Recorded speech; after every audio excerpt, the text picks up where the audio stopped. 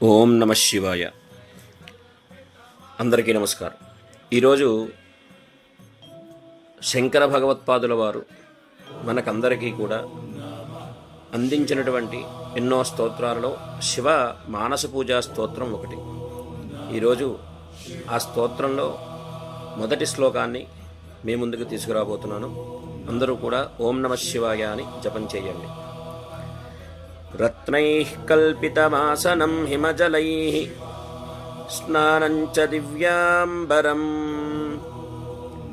నానారత్న విభూషితం మృగమద మోదాంకితం చందనం జాతీ చంపక బిల్వపత్ర రచితం పుష్పం చ ధూపం తథా దీపం దేవదయానిధే పశుపతే హృత్కల్పితం గృహ్యతాం అని శంకర భగవత్పాదుల వారు స్వామివారిని స్తుతించారు. దీని యొక్క అర్థం ఏమిటయ్యా అంటే,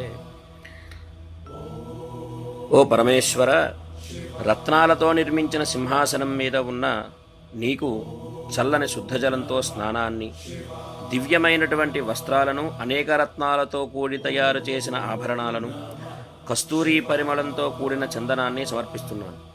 మల్లె, సంపెంగ పుష్పాలతో, బిల్వపత్రాలతో అర్చన చేసి, సుగంధ పరిమళమైన ధూపాన్ని, దివ్య తేజోమయ దీపాన్ని నీకు నా హృదయాంతరాలలో నిన్ను నింపుకొని నీకు అర్చన చేస్తూ సమర్పిస్తున్న నా మానస పూజ.